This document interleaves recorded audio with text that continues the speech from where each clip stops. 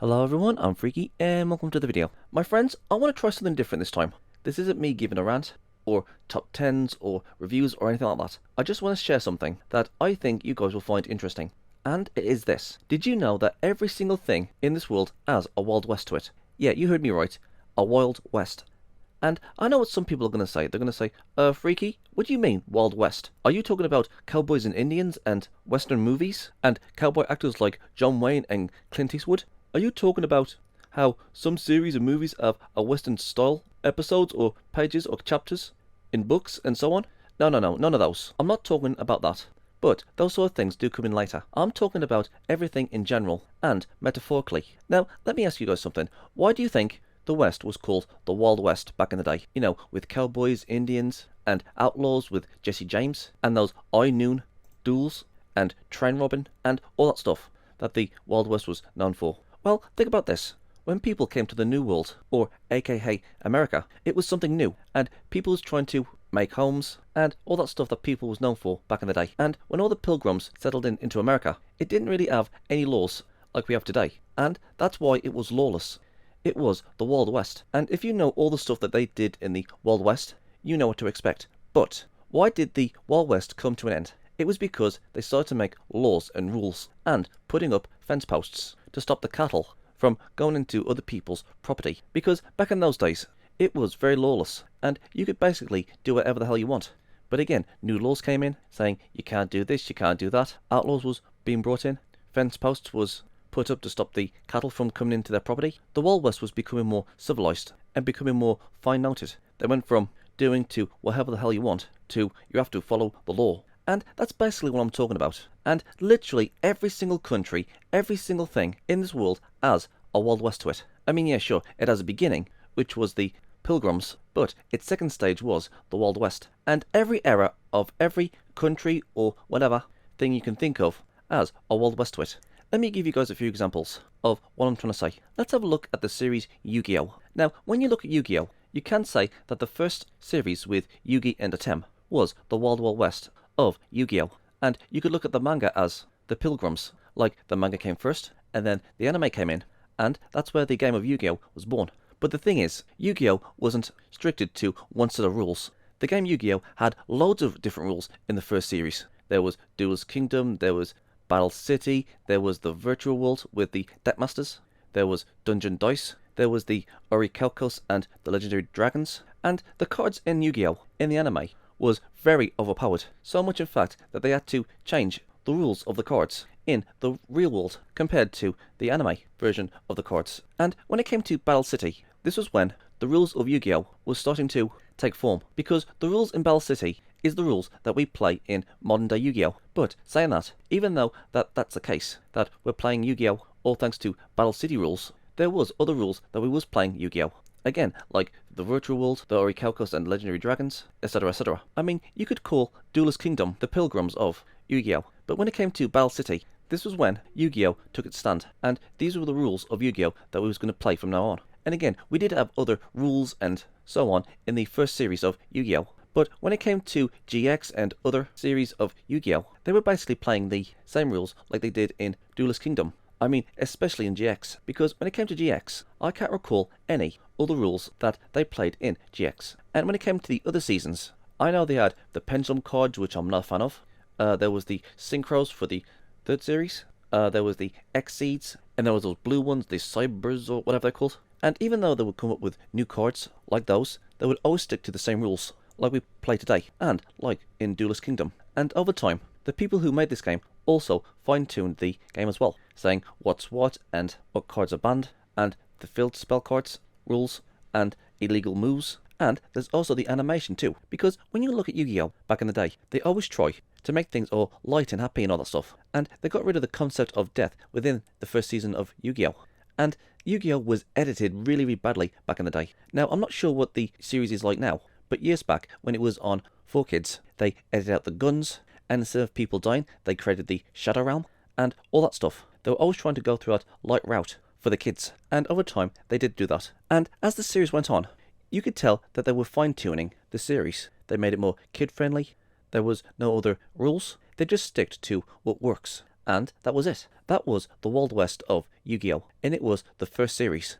Let me give you guys another example. Let's have a look at anime in general. Now, when it comes to anime, and you compare it to now, to all the way back to the 70s, and you look between those decades of anime, the 70s, 80s, 90s, 2000s, the 2010s, and the 2020s. Now, when it comes to me, I have seen loads of anime in my day, and I think it was the year 2015 where I stopped watching anime altogether. Well, I wouldn't say altogether, but I did start to see a pattern when it came to anime as the years went on. Because when it came to the 80s, I have seen a lot of anime that was very violent. There was Violent Jack, there was Akira, Lilycat, there was Dark Myth. Like, if you was to look up all the anime that was made in the 80s to the 90s, they don't have the same animation or design style like they do today. There was all different types of animation styles. And anime back in the day didn't revolve around school. I mean, yeah, you'll get a school anime there and there, but it wouldn't concentrate on school. There was mechas or giant robot anime. But when was the last time you ever saw a mecha anime in this day and age? And back in the day, you saw adults doing all this dangerous stuff. And I'm talking about actual adults doing adult stuff. And I don't mean like adult stuff, if you know what I mean. Like, for example, there's the Major in Ghost in the Shell, taking out all these terrorists. There was the series Monster, which is one of the greatest anime series of all time, where Dr. Tenma tries to hunt down a killer. There was Robotech, there was Cowboy Bebop, there was Trigon, there was Wolf's Rain, there was Planet S. Like, there was loads of anime that had adults in them, and they didn't have teenagers or kids in them every single time. And again, it didn't revolve around schools. Like, for example, 2003's Full Metal Alchemist. Now, when it came to 2003 and Brotherhood, I could tell the difference between Brotherhood and 2003. And I'm not talking about story-wise or animation-wise, but I'm talking about how the characters went through all these hardships. Like, when it came to 2003, I couldn't help but feel that the characters went through a hell of a lot more